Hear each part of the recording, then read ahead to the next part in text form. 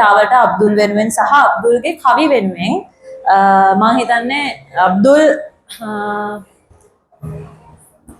කවි ලියලා උපයගත්තු දේ වෙන්නදී මේ පුටුවල තියෙන්නේ මේ පුටුවල ඉන්නේ. ඉතින් ඇත්තටම අබ්දුල්ට වගේම මටත් සතුටුයි අබ්දුල්ගේ යාළුවෙක් විදිහට මේ විදිහට ඔයාලව දකින්න ලැබිච්ච එක සහ අද වගේ දවසක අපි දන්නවා ආදරවන්තයින්ගේ දවස කියවුවම අපි අනිත් දවස් වලට වඩා හරි විශේෂ කරලා ඒ දවසේදී විතරක් හරි හැසිරෙන්න උත්සාහ කරනවා. ඒ දවසේදී විතරක් හරි අපි ආදරේ වැඩිපුර බෙදා ගන්න උත්සාහ කරනවා.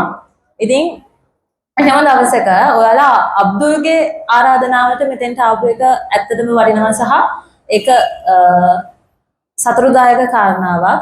මට ඇත්තටම අබ්දුල්ගේ කවි ගැනද මොකක් ගැනද කතා කරන්න ඕනේ කියලා මට හරියට කිව්වේ නැහැ. දැන් මට කලින් කිව්වේ ආදරය ගැන මෙතන කතා කරන්න ඕනේ කියලා.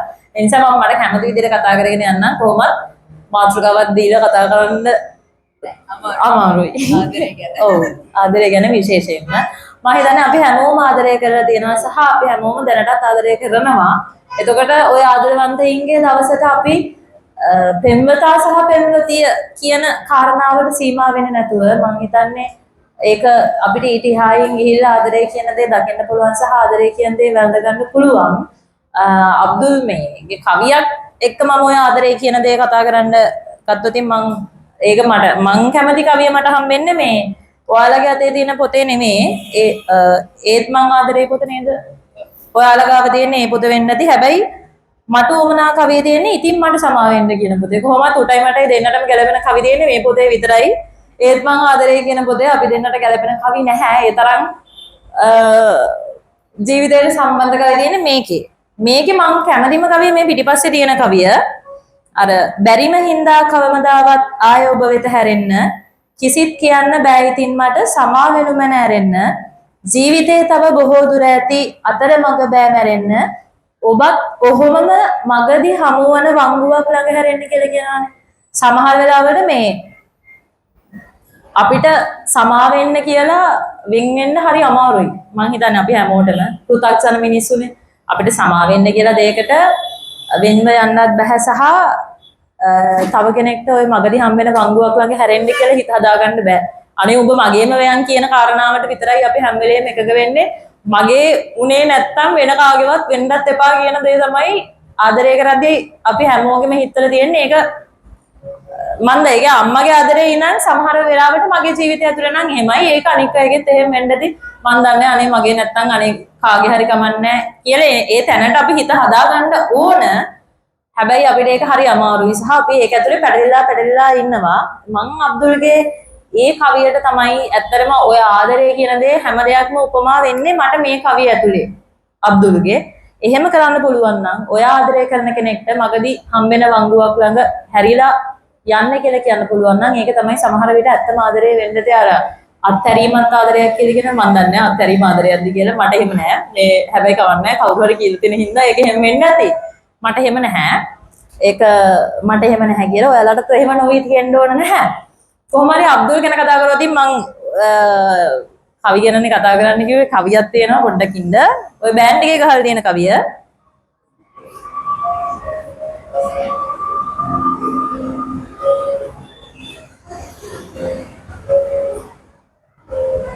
මේ කවියෙන් තමයි මම අබ්දුල්ව දැනගන්න නිසා මේක මේ සෑහෙන පරණ කවියක්. මේක අන්තිම මේක දිග කවියක්. අන්තිම කවිය විතරක් මම කියන්නම්.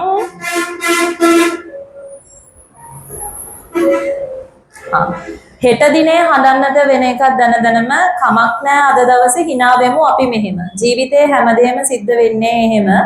ඊයේ හෙට නෙමෙයි මේ මොහොත විතරයි රහම කියලා තමයි ලියලා තියෙන්නේ. ඒක තමයි ඔය බෑන්ඩ් එකේ තියෙන්නේ. හරිද? මේ මොහොත විතරයි රහම කිව්වට අබ්දුල් හැම මොහොතක්ම රහම නෑ. හැබැයි අපිට හැම මොහොතක්ම රහ කරගන්න පුළුවන්. මොකද පැය දෙකක් තිස්සේ ට්‍රිවිල් එක මෙතෙන්ට එන්න අපි මේ පැය භාගයක් විතර පරක්කු වෙලත් එක්ක ආවේ. ඒ වගේ ජීවිතේ හැම මොහොතක්ම රසවත් කරගන්නවද නැද්ද කියන එක අපේ අතේ තමයි තියෙන්නේ. අර මම අද උදේ බලද්දි වීඩියෝ එක දැක්කා.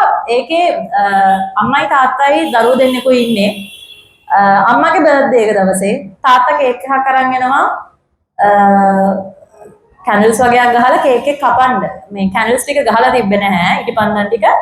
හැබැයි ඒ කේක් එක අම්මගේ අතට දෙන්න කලින් ඒක බිම වැටෙනවා. ඒ කියන්නේ අයිසින් තියෙන පැත්ත සම්පූර්ණයෙන්ම බිම දැන් තියෙන්නේ. එතකොට කේක් එකේ යටිපැත්ත තමයි උඩ තියෙන්නේ.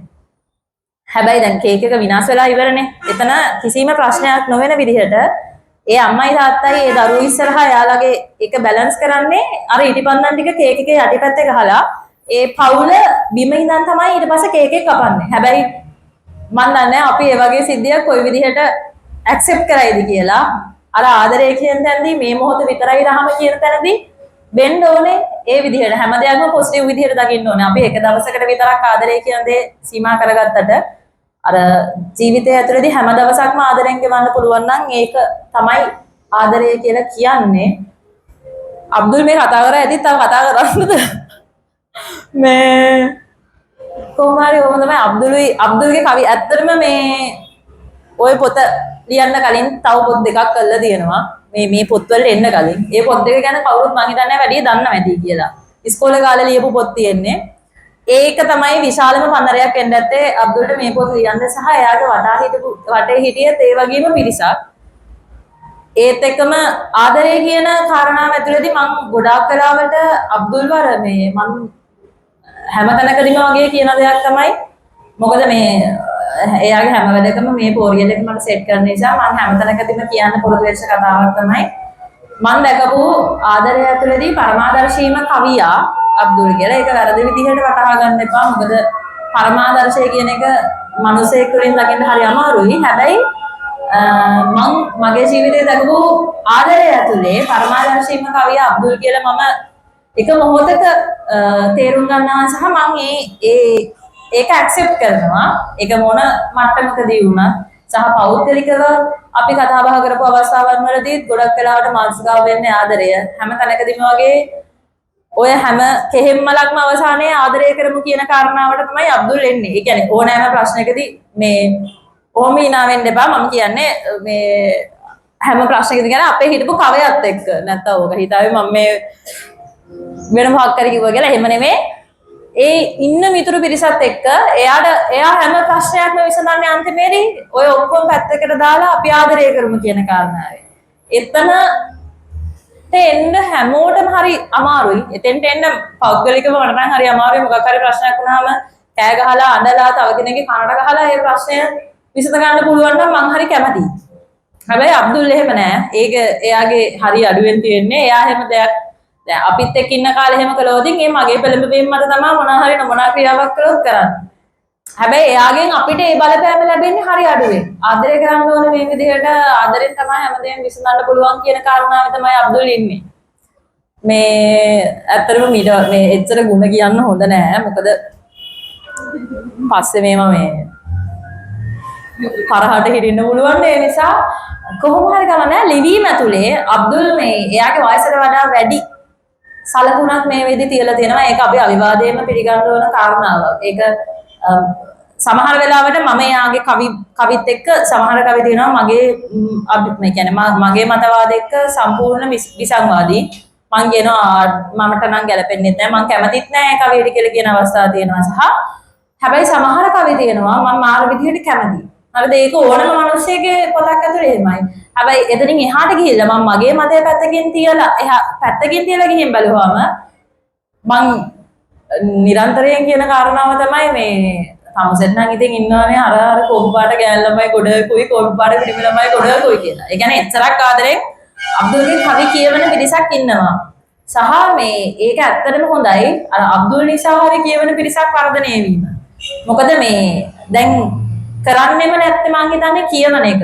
පොතක් ලියනවට වඩා අමාරුයි මං හිතන්නේ මිනිස්සෙක්ට පොතක් කියවන එක. ආදෝදේ දැක්ක අවුරුදු 60ක් 70ක් අතර වයස තියෙන මාමා කෙනෙක් ඉන්නකෝ. මාමා කෙනෙක් හරි 100 කෙනෙක් හරි ගාලාට 100 කෙනෙක් පොතක් කියවනවා හිටගෙන. සමහර වෙලාවට ඒක මිනිස්සෙක්ට විහිළුවක්. ඇයි පොතක් හිටගෙන කියවන්නේ ට්‍රේන් එකේ යනකොට කියන එක.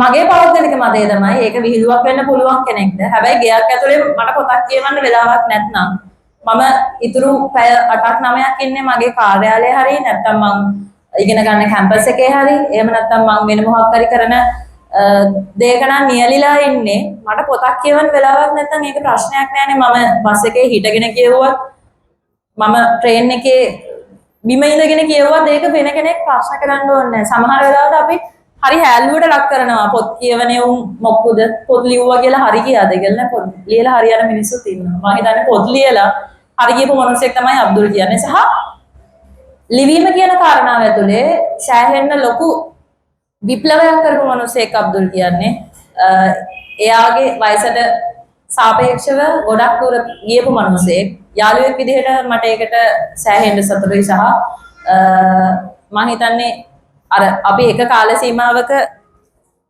එක මට්ටමක ඉන්නවා සම මට්ටමක ඉන්නවා හැබැයි අබ්දුල් දැන් මාව පහු කරන් ගොඩක් දුර ගිහිල්ලා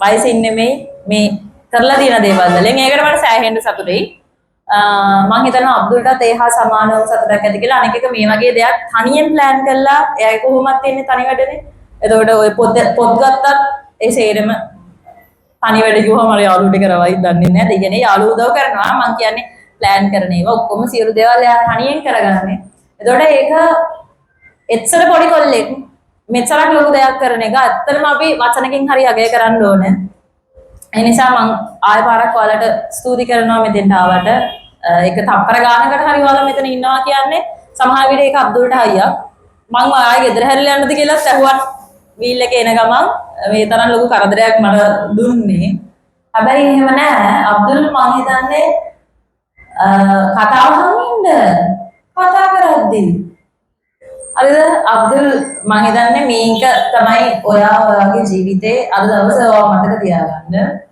ඔයාගේ ජීවිතේ ඔයා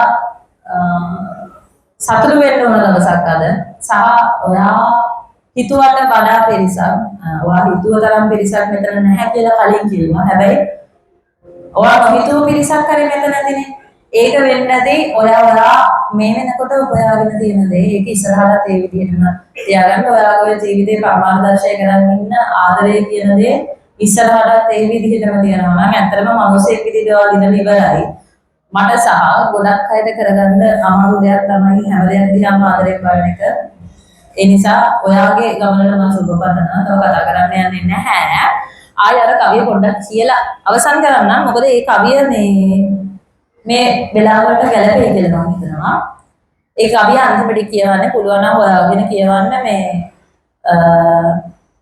කුලක දැන් ඉතින් උඹ ඇති තරම් තමයි කවියේ මුල තියෙන්නේ. මේ ඒක අබ්දුල් ඔයා ෂෙයා කරන්න මේ පස්සේ. හෙට දිනේ හදන්නට වෙන එකක් දැනගන්න කමක් නැහැ අද දවසේ hina වෙමු අපි මෙහෙම. ජීවිතේ හැමදේම සිද්ධ වෙන්නේ නේද? ඊයේ හෙට නෙමෙයි මේ මොහොත විතරයි රහම. ඉතින් මේ රහම මොහොතේ මගේ ජීවිතේ මම දැකපු ආදරය ඇතුලේ පරමාදර්ශීම කවියට සුබ අනාගතයක් ප්‍රාර්ථනා කරලා ඉන්න වෙනවා. ගොඩාක් ස්තුතියි. ඇවිල්ලා ඉන්න ඔයාලට ගොඩාක් ස්තුතියි.